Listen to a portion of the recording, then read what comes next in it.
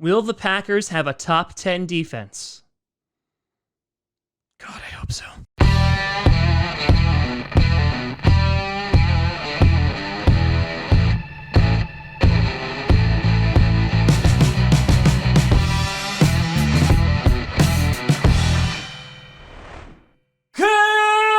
Grossi Packer Nation.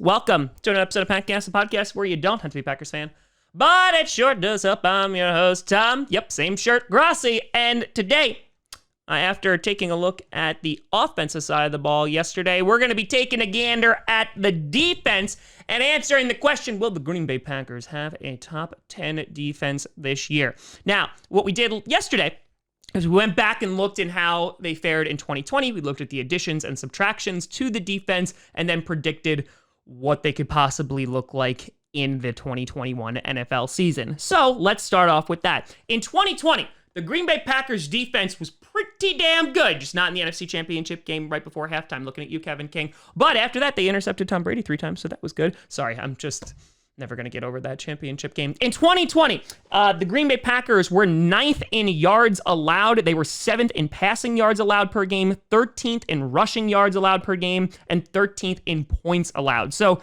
they were a top 15 defense last year, which is kind of where I predicted them last year.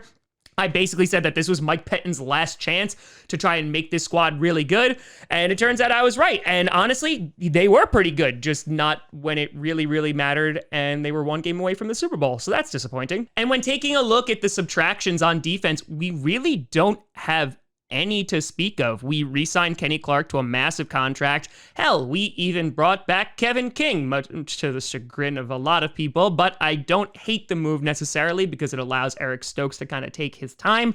But the big addition that we did wind up bringing is not even player personnel, it is our new DC. Mike Pettine was kindly asked to leave and didn't have a choice. It wasn't really a question, and we brought in defensive coordinator Joe Barry, which when he was hired, was met with a rough response from the fan base because they looked at his time with the Washington football team as well as the Detroit Lions, where he served as DC, and those defenses were really, really bad. Now, it's important to note that they also did not have anywhere near the talent that the Green Bay Packers have on defense.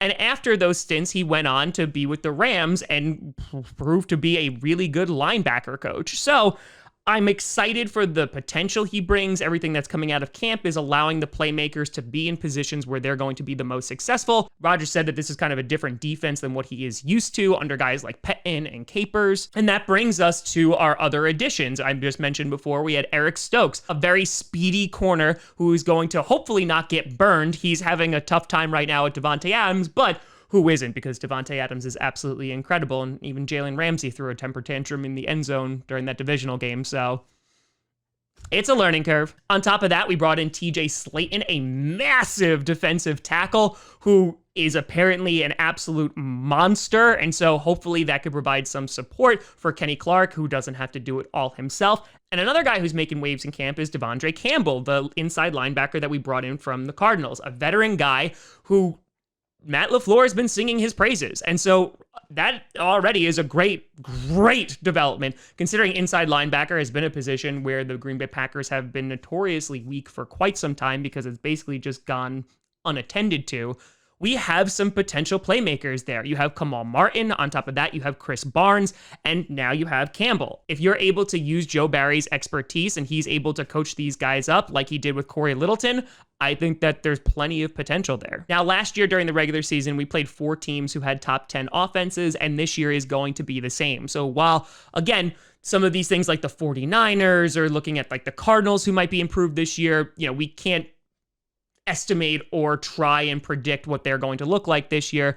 But right this second, we're playing the same amount of really high quality offenses. Now, any potential weaknesses that the defense has, it might just be that corner spot, which hopefully Eric Stokes can fit into very nicely and can hopefully alleviate any concerns, because you have guys like Josh Jackson. Jackson's probably going to get one more shot under Joe Barry, and then after that, I don't know if he makes the team. You take a look at our safeties with Darnell Savage and Adrian Amos, who have been absolutely incredible. Of course, you have Jair Alexander holding it down as the other corner, so we don't really have to worry about that side of the field. And then you take a look at our inside linebacker core, which we already talked about, our pass rush, which I think is going to be even better. You have the Smith brothers returning, Preston Smith even taking a pay cut to come and play this year, knowing that last year he didn't really do so well, and he wants to win a ring, so I can't blame him for there. Za'Darius would like a long-term contract and has been playing really, really well. We'll see what happens with him next year. And of course, you have Rashawn Gary, a top 15 pick a couple years ago. Rashawn Gary started to come into his own at the end of last season, doing really, really well. And I think that this is going to be a really big year for Rashawn Gary. And again, if you're just able to get another bull rusher and they are effective at just going to make that secondary, which might be a little weak at this second, even better. It's kind of like the Cardinals. Like, they really invested in their pass rush. And so if they're lacking in their secondary, it's okay, because the QB is not going to have any time to throw the ball. So in my estimation, even though they were top 10 in yards allowed overall, I think they can wind up closing the gap and be a top 10 defense this year. I wouldn't go as far as say as top 5, but I think they do make top 10 just because there's so much talent on that side of the ball. It isn't like previous years where it's just lacking and there's maybe one or two good players over there. There are multiple, which is also why we're going to be in cap hell next year. But that's neither here nor there. The point is that the Green Bay Packers, if they're going to be a top 10 defensive unit, I think it's going to be this year. The big question mark, of course, is going to be with Joe Barry. It's also going to be looking at that other corner, and if Stokes can kind of just jump in and be successful, even though corner is one of the hardest positions to transition from college to the pros. I think, if he's able to do that, and even if Kevin King, is able to kind of take the reins for a little bit, this could be a very, very dangerous defense. But let me know what you think down in the comments below. Do you think the Packers are going to have a top 10 defense, or do you not believe in Joe Barry, or there's not enough there? Let me know. You can always send me at TomGrossiComedy.com or at TomGrossiComedy, all social media, see down below. Check out podcasts on SoundCloud, iTunes, Google Play Music, Spotify, and of course YouTube. And a big shout and thank you to all the patrons over at patreon.com/TomGrossiComedy and the YouTube members. But thank you so much for watching. I'm Tom Grossi. And as always, go Pack Go.